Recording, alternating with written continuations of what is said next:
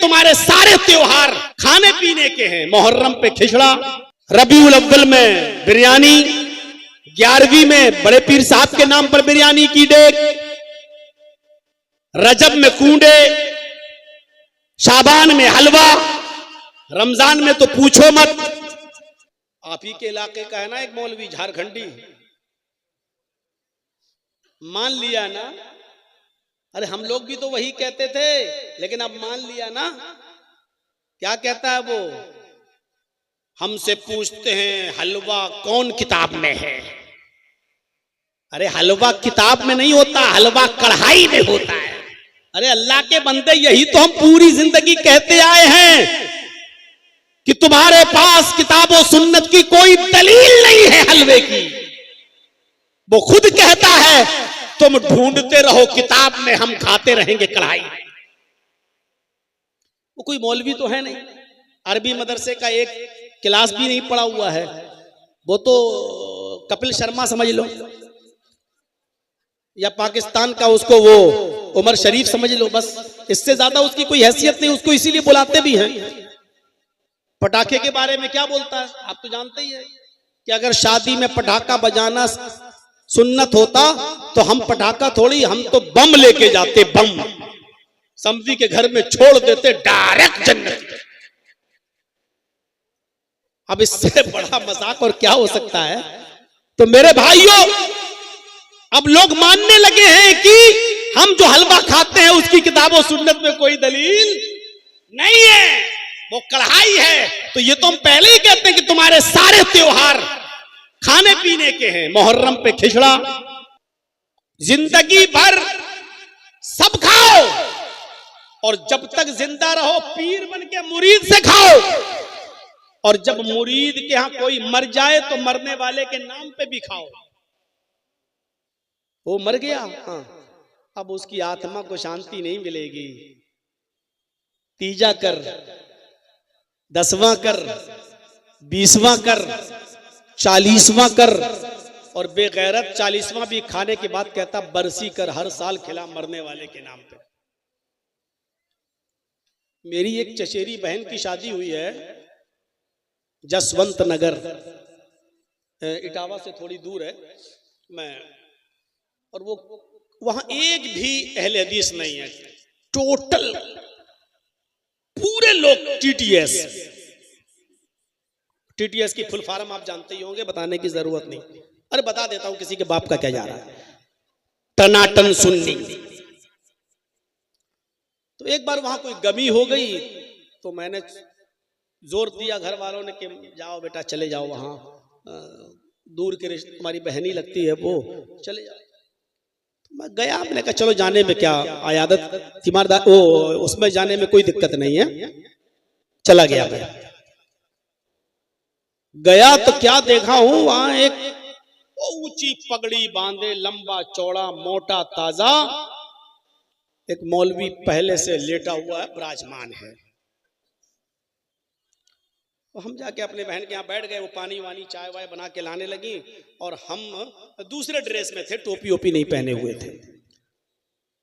बहुत देर तक वो जाने क्या अगरबत्ती जला रहा था और ये सब कुछ जल रहा था। वहां पर बहुत सी खुराफातें हो रही थी। मैंने अपनी चचेरी बहन से कहा ये क्या है? कहा सब करते हैं, अब हमारे घर वालों ने कर दिया यहाँ रिश्ता, तो अब क्या करें, फंस गए तो फंस ही गए। तो हमने कहा ये कौन है ये मोटा आदमी जो बैठा हुआ है? तो अरे ये यहाँ का सबसे बड़ा मौलवी है, मैं नाम नहीं लूंगा। वो बहुत मुबारक मौलवी है, उसका नाम लेने से पहले हमें वुजू बनाना पड़ेगा। तो मेरे भाइयों, मैं चुप था, खामोश बैठा रहा, और थोड़ी देर के बाद वो कहने लगा ऐसा है, मेरी बहन से, ऐसा है कि इस मरने वाले के जितने भी कपड़े हैं, नए पुराने, घड़ी वड़ी जितनी भी चीजें हैं, सारी चीजें पैक करके हमें दे दो। तो कुछ चीजें जो पुरानी थी वो दे दी, कुछ चीजें ऐसी होती हैं जो औरतें भी रखना चाहती हैं निशानी के तौर पे, भाई अभी नहीं हम क्यों दें आपको। तो कहता सब दो। बहन ने कहा भाई मैं ये सब नहीं दे सकती। तो कहा कि नहीं दोगे तो कयामत के दिन ये आदमी नंगा उठेगा। अब मेरे सब्र का पैमाना लबरेज। मैंने दूर से ही बैठा हुआ था, मैंने कहा मौलाना साहब आप क्या कपड़े पहनकर उठेंगे? कौन बदतमीज? मैंने कहा भाई हदीस में तो आता कयामत के दिन सभी नंगे उठेंगे, और मैंने वो हदीस पढ़ दी। हजरत आयशा कहती हैं कि युहशरुन्नासु यौमल क़यामति हुफ़ातन औरातन गुरला, कयामत के दिन हर आदमी नंगे पैर, नंगे जिस्म, गैर मख्तून, उसका खतना नहीं हुआ होगा, गैर खतना, इस हाल में उठेगा, मर्द भी और औरतें भी। हमने कहा वहां तो सब नंगे उठेंगे, तुम भी और हम भी, मर्द भी और औरतें भी, तुम क्या कपड़े पहनकर उठोगे? मेरी बहन से कहता ये कौन है? बहन ने कहा रे मौलाना साहब ये हमारे भाई हैं, रिश्ते में भाई लगते हैं, और मौलाना जर्जीस हैं। अब यही मौलाना है जर्जीस है? हाँ, तुम इसकी बहन हो?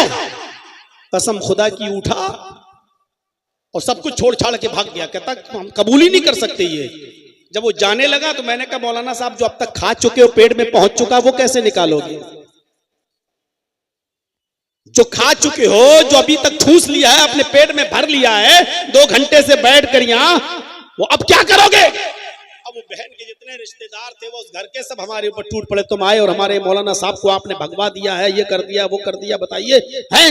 तो हमने कहा भाई मैंने कोई गलत बात थोड़ी बोली है, मैंने ये कहा कि आप क्या कपड़े पहनकर उठेंगे? आप लोग सवाल नहीं करते अपने मौलवियों से, यही सबसे बड़ी कमी है। मेरी चचेरी बहन वो मेरा साथ देने लगी, बस वही अकेली साथ दे रही थी, बकिया तो वो सब एक तरफ थे।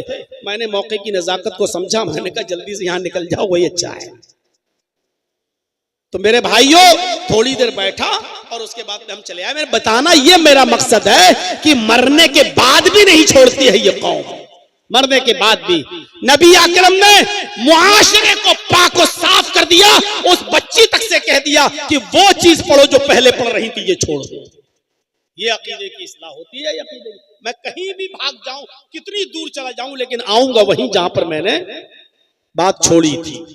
ये बुरी आदत समझ लो या अच्छी आदत समझ लो, जो भी है। तो मेरे भाइयों इस तरीके से मुआशरे को पाक और साफ किया।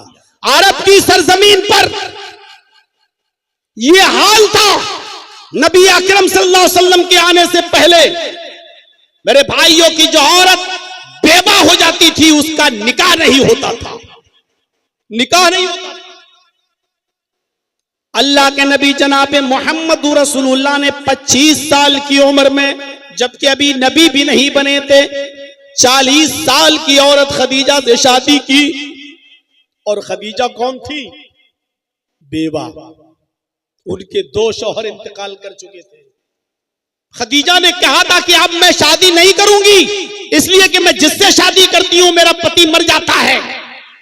लेकिन अल्लाह के रसूल की अमानतदारी देखकर 25 साल की उम्र में जब खदीजा रज़ी अल्लाह ताला अन्हा का आप माल लेकर मुल्क के शाम में बेचने जाते थे और प्रॉफिट बहुत होती थी, अल्लाह के नबी सल्लल्लाहु अलैहि वसल्लम सारी प्रॉफिट जितना कमाया बिजनेस में वो सब खदीजा को दे देते थे, और खदीजा उसमें परसेंटेज के हिसाब से अल्लाह के रसूल को उजरत और मजदूरी देती थी। ये अमानतदारी, ये ईमानदारी देखी तो हजरत खदीजा रह नहीं पाई और उन्होंने अपनी लौंडी के जरिए मोहम्मद रसूलुल्लाह तक खबर पहुंचाई कि खदीजा आपसे शादी करना चाहती हैं, क्या आप निकाह करेंगे? खदीजा ने ईमानदारी देखी। और मेरी कौम की बेटियों तुम क्या देखती हो? व्हाट्सएप पे कोई मुस्कुरा के बोल दे तुम कहती हो बहुत अच्छा, मैसेंजर पे कोई इतनी जल्दी भरोसा कर लेती हो तुम, कुछ नहीं देखती हो कि इसका खानदान कैसा, इसका घर कैसा, इसका मकान कैसा, इसकी आदत कैसी, इसके रिश्तेदार कैसे। सोशल मीडिया इतनी खतरनाक चीज है कि देख नहीं रही हो, पाकिस्तान से भी 4 बच्चों की अम्मा भाग के चली आई और किस छुआरे के पास आई, उसको पता नहीं क्या दिखाई दिया इसमें। देख लो इस छछूंदर में क्या दिखाई दिया उसको। ये सोशल मीडिया का कमाल है, सोशल मीडिया का कमाल। तो हजरत खदीजा ने क्या देखा? ईमानदारी। 25 साल की उम्र में 40 साल की खदीजा से आपने निकाह किया, और फिर जब आपकी बीवी खदीजा का इंतकाल हो गया तो उसके बाद में आपने जितनी भी शादियां की आप ताज्जुब करेंगे, वो शादियां आपने जो की या तो बेवा से या तलाकशुदा औरत से। आपकी सिर्फ एक बीवी कुंवारी थी बस, जिसका नाम था आयशा।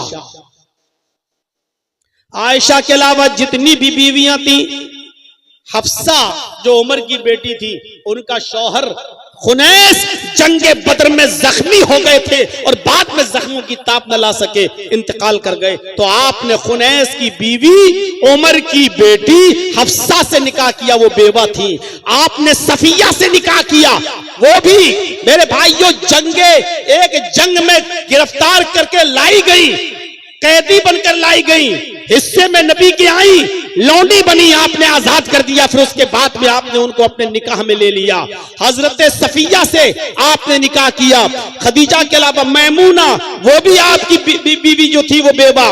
ये आपने जितने भी निकाह किए या तो बेवा से या मुतल्लका, जिनसे तलाक हो चुकी थी, इनकी तलाक हो चुकी थी। तो आपने ये रस्म भी खत्म की कि लोगों, जो औरत का शौहर मर जाए वो औरत मनहूस नहीं होती है। इसका मतलब ये नहीं होता कि अब जो भी इससे शादी करेगा वो आदमी मर जाएगा या ये उसको डस लेगी।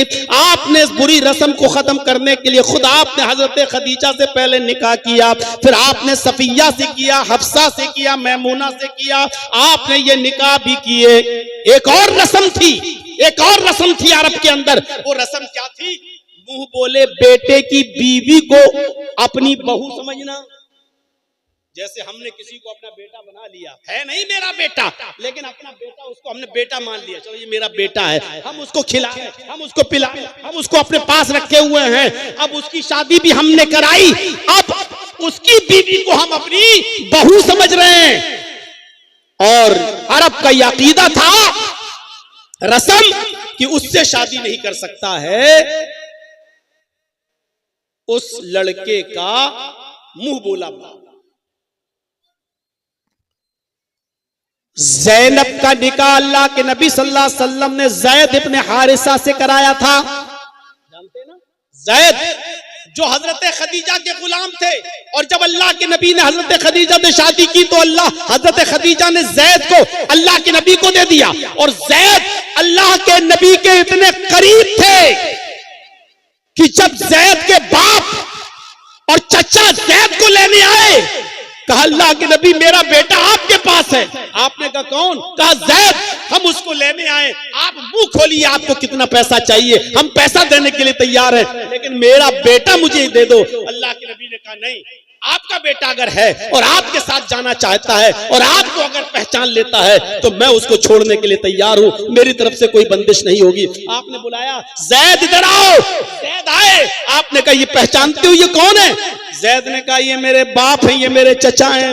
अल्लाह के नबी ने कहा तुम पहचानते हो? कहा ये तुम्हारे बाप हैं। हाँ ये तुम्हारे चचा है। कहा? आपने कहा ज़ैद ये दोनों तुम्हें लेने आए और मैं तुम्हें छोड़ने के लिए तैयार हूं। ये बेचारे पूरी तुम गिरफ्तार कर लिए गए या कैद कर दिए गए या पकड़े गए या अगवा कर लिए गए और कई सालों से तुम्हारे माँ बाप परेशान थे, आज तुम्हें लेने आए हैं, मैं तुम्हें इनके हवाले कर रहा हूं, तुम जा सकते हो, तुम अपने माँ बाप के पास, अपने चचा, अपने रिश्तेदारों में जा सकते हो। ज़ैद रोने लगे।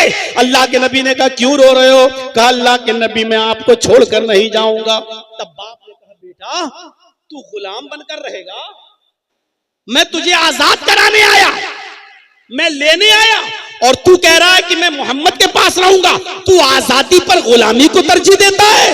उसने अपने बाप से कहा मेरे अब्बू मोहम्मद के पास मैं गुलाम बनकर नहीं, घर का मालिक बनकर रहता हूं, जो चाहता हूं खाता हूं, जो मर्जी आती है काम करता हूं, जो मर्जी आती है नहीं करता हूं, जहां जाना चाहता हूं जाता हूं। मोहम्मद रसूलुल्लाह मुझे अपने बेटे की तरह रखते हैं, अपने गुलाम की तरह नहीं। जब बेटे ने जाने से इनकार कर दिया ज़ैद ने, तब बाप खुशी खुशी चले गए। अगर हमारे घर से भी ज्यादा प्यार तुझे इस घर में मिल रहा है तो बेटे हम तुझे नहीं ले जा सकते हैं, रहो तुम यहाँ। हंसते हुए गए, आए थे रोते हुए, हंसते हुए गए, है कि मेरा बेटा यहाँ खुश है। अल्लाह के नबी ने जब ये देखा कि जैद अपने माँ बाप के साथ नहीं गया मेरी मोहब्बत देखकर, तो जैद का हाथ पकड़ा और खाने काबा में ले गए और खाने काबा में ले जाकर लोगों में ऐलान किया, लोगों सुन लो, ये जैद आज के बाद मेरा बेटा है, मोहम्मद की वरासत में इसका भी हक है, यानी मेरी जब वरासत तकसीम होगी तो इसमें मेरे बेटे को भी हिस्सा मिलेगा। जब ये कहा तो अल्लाह ने कुरान की आयत नाजिल फरमा दी और उसमें फरमा दिया, नहीं, आपके बेटा कह देने से वो आपका बेटा नहीं हो जाएगा, उसका बाप वही कहलाएगा जो इसका बाप है। आप उसकी खिदमत कर सकते हैं, उसको अपने घर में पाल सकते हैं, पोस सकते हैं, बड़ा कर सकते हैं, लेकिन आप उसके बाप नहीं बन सकते हैं। अल्लाह ने मना कर दिया। फिर अल्लाह के नबी ने जैद का निकाह ज़ैनब से करा दिया। ज़ैनब में और जैद में ज्यादा दिन तक निभ न पाई, दोनों में खटास हो गई और हजरत ज़ैनब ने तलाक ले ली जैद से। हजरत ज़ैनब ने जैद से तलाक ले ली। जब ज़ैनब ने जैद से तलाक ले ली तो अल्लाह के नबी पर वही नाजिल हुई कि इस वक्त मुंह बोले बेटे की बीवी से कोई आदमी शादी नहीं करता है। अगर आप इसके साथ निकाह नहीं करेंगे तो अरब के अंदर यह दस्तूर बाकी रहेगा, लोग मुंह बोले बेटे को सगे बेटे की तरह समझेंगे और उसकी बीवी को सगी बहू की तरह समझेंगे। इस रस्म को तोड़ो। अल्लाह के रसूल ने अल्लाह का हुक्म मानते हुए जैद के तलाक देने के बाद जैद की बीवी ज़ैनब से निकाह कर लिया और ज़ैनब को अपने निकाह में ले लिया। आपने ऐसा करके इस रस्म को तोड़ा कि मुंह बोले बेटे की बीवी को अगर मुंह बोला बेटा तलाक दे दे तो उसका बाप उस लड़की से, उस औरत से शादी करना चाहे तो कर सकता है, इसमें कोई बुराई नहीं है, क्योंकि वो उसका सगा बेटा नहीं है। अरब के अंदर ये दस्तूर था, आपने इस रस्म को भी खत्म किया। कितना अंधेरा था, कितनी बुराइयां थी अरब की सरजमीन पर मेरे भाइयों, आप अंदाजा लगा सकते हैं। इन सबको आपने खत्म किया। शौहर और बीवी के दरमियान मैंने जो बताया वही हाल, रखना चाहता रखता, जब चाहता तब तलाक दे देता। अल्लाह के रसूल ने कैसी मोहब्बत करके दिखाई कि कुर्बानी का दिन है और गोश्त खा रहे हैं, उठाते मुंह तक ले जाते हैं, फिर वापस कर देते हैं, फिर मुंह तक ले जाते हैं, वापस कर देते हैं, फिर मुंह तक ले जाते हैं, वापस कर देते हैं। रोने लगे। हजरत आयशा कहती हैं आप रो रहे हैं? अल्लाह के नबी ने फरमाया, हाँ आयशा, आज मुझे अपनी बीवी खदीजा की याद आ रही है।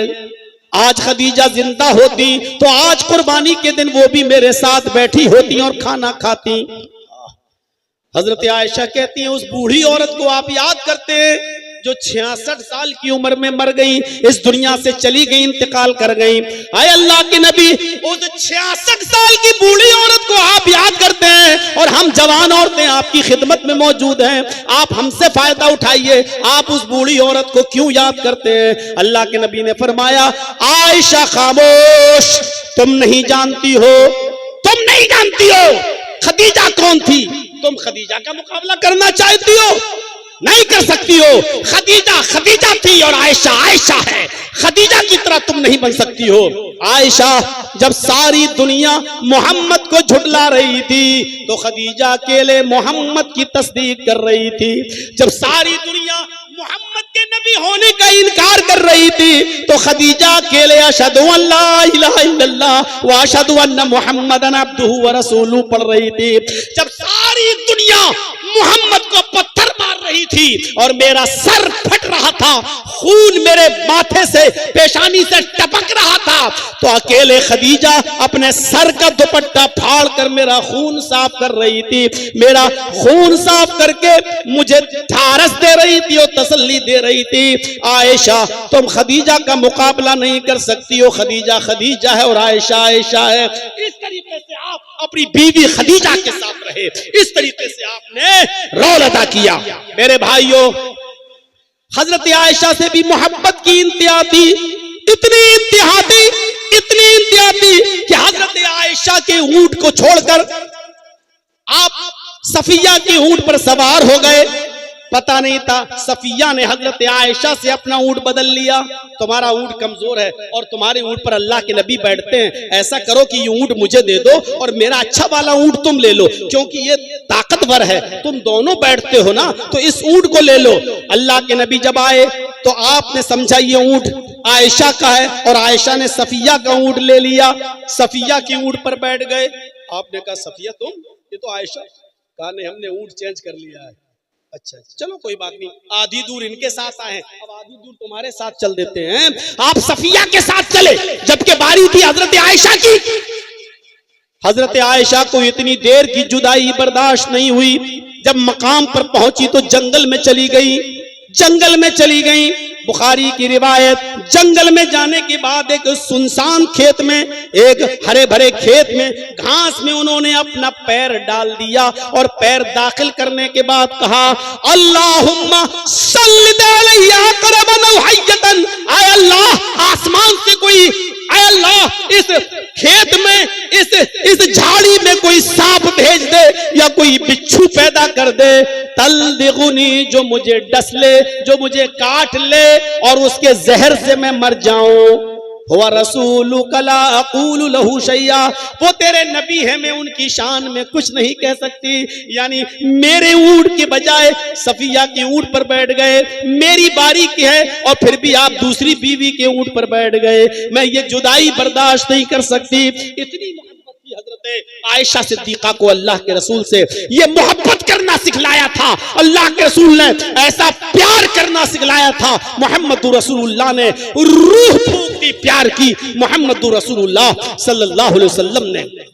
गौर करो, जब सारी दुनिया सूरज को देखती थी और सूरज को सूरज कह रही थी, सूरज को सूरज कह रही थी, तो हजरत आयशा से पूछा गया तो हजरत आयशा कहती मेरा सूरज तो मोहम्मदुर रसूलुल्लाह है, मेरा सूरज तो मोहम्मदुर रसूलुल्लाह है। फिर वो शेर भी पढ़ा करती थी और कहा करती थी ली शम्सुन वलिल्ला फाक़ शम्सुन, ली शम्सुन वलिल्ला फाक़ शम्सुन, शम्सी खैरुम मिन शम्सिस समाई, फ इन्न शम्स ततलु बाद फज्रिन, शम्सी तालिउन बादल इशा। हजरत आयशा ये शेर पढ़ा करती थी, एक आसमान का सूरज है, एक मेरा सूरज है, ली शम्सुन, एक मेरे पास भी सूरज है, एक आफाक आसमान का भी सूरज है, ली शम्सुन वलिल्ला फाक़ शम्सुन, शम्सी खैरुम मिन शम्सिस समा, मेरा सूरज आसमान के सूरज से ज्यादा अच्छा है, मेरा सूरज आसमान के सूरज से ज्यादा बेहतर है। फिर कहती थी शम्सुन्नासी ततलु बाद फजरिन, लोगों तुम्हारा सूरज तो फजर के बाद पूरब से निकलता है, तुम्हारा सूरज फजर के बाद पूरब से निकलता है। शम्सी ततलु बादल इशा, लेकिन मेरा सूरज इशा के बाद मेरे बिस्तर पे आता है, मेरा सूरज इशा के बाद मेरे बिस्तर पे आता है। यानी मोहम्मद रसूलुल्लाह को सूरज बताया है हजरत आयशा ने, ऐसी मिसाली मोहब्बत पैदा कर दी मेरे भाइयों। कितने रस्म और रवाज को खत्म किया मोहम्मद रसूलुल्लाह सल्लल्लाहु अलैहि वसल्लम ने। एक शख्स को देखा, वो नमाज पढ़ रहा, आया वुजू बनाया, नमाज पढ़ी, आपने उसको बुलाया इधर आओ, इरजी, दोबारा जाओ, वुजू बनाओ, फसल्ली इन्नका लम तुसल्ली, अभी तुमने नमाज नहीं पढ़ी। वो दोबारा गया, वुजू बना के आया, फिर नमाज पढ़ी, आपने कहा इरजी, फिर लौटो, वुजू बनाओ, दोबारा आओ, दोबारा नमाज पढ़ो, फइन्नका लम तुसल्ली, तुमने नमाज नहीं पढ़ी। गौर करो, उसने 3-4 मरतबा वुजू बनाया, 3-4 मरतबा उसने नमाज पढ़ी। कहने लगा अल्लाह के रसूल इससे अच्छी नमाज मैं नहीं पढ़ सकता। फिर आपने उसको नमाज पढ़ना सिखलाया, सही तरीका बताया, कैसे रुकू किया जाए, कैसे सजदा किया जाए, कैसे वुजू किया जाए, ये सब तरीका बताया। इसलिए कि तौहीद के बाद, शिर्क से बगावत के बाद, शिर्क से इनकार के बाद सबसे बड़ा फरीजा जो है वो नमाज का है, और नमाज इंसान सही न पढ़े तो सारी इबादतें बेकार है। इसलिए आपने उसकी इस्लाह की और उसको नमाज पढ़ना सिखाया। एक नौजवान आया, अल्लाह के नबी इजाजत दीजिए, मैं जिना करना चाहता हूं। जिना? किस चीज की इजाजत? जिना की, सबसे बुरा काम। और किससे इजाजत मांग रहा? दुनिया के सबसे अच्छे इंसान से। अल्लाह के रसूल से, अरे अल्लाह के नबी मुझे जिना की इजाजत दीजिए। साहबा उसको डांट रहे, हट हट कमीना, क्या चुप, क्या बोल रहा, चुप। अल्लाह के नबी मुस्कुराते हैं, कहते नहीं नहीं नहीं तुम डांटो नहीं। अभी कोई आदमी मुझसे कहे कि मौलाना साहब ये मैदान में हम जाना चाहते हैं, आज बहुत अच्छा माहौल है, जाऊं, तो अभी डांट, कमीने हमसे क्या पूछता है। अगर कोई हमसे पूछे कि जर्जी साहब किसी लड़की से दोस्ती है कि मैं उसके साथ जाके कुछ कर सकता हूं, हम क्या बोलेंगे, कमीने तुझे शर्म नहीं आती, हमसे भी इस तरीके की बातें कर रहा है तू। वो अल्लाह के रसूल से कह रहा है इजाजत दो जिना की, और साहबा डांट रहे हैं। अल्लाह के नबी कहते डांटो नहीं, इधर आओ। है कोई, कहा कोई दोस्त है, अरे आज के माहौल के हिसाब से बोलूं ना, हाँ एक गर्लफ्रेंड है मेरी। अच्छा मिलना चाहते हो कि जी, आपने कहा ठीक है मैं इजाजत देता हूं, लेकिन ये बताओ कि जो काम तुम उसके साथ करना चाहते हो, अगर मैं तुमसे ये कहूं कि ये काम तुम अपनी बहन के साथ करो तो करोगे? कहता फिदा का बीवा उम्मी या रसूल अल्लाह, मेरे माँ बाप आप पर कुर्बान। अल्लाह के नबी बहन के साथ कैसे कोई कर सकता है? नहीं, कोई इज्जत वाला इंसान, इज्जतदार शख्स अपनी बहन के साथ ये काम नहीं कर सकता। आपने कहा बेटी के साथ, कहा नहीं। आपने कहा फूफी के साथ, कहा नहीं। खाला के साथ, कहा नहीं। चची के साथ, कहा नहीं। आपने कहा जिस लड़की के साथ तुम ये काम करना चाहते हो वो भी किसी की बहन होगी, बेटी होगी, फूफी होगी, खाला होगी, चची होगी, कुछ तो होगा। फिर वो कैसे बर्दाश्त करेगा कि मेरी चची, मेरी बेटी, मेरी बहन के साथ ये काम किया जाए? कहने लगा अल्लाह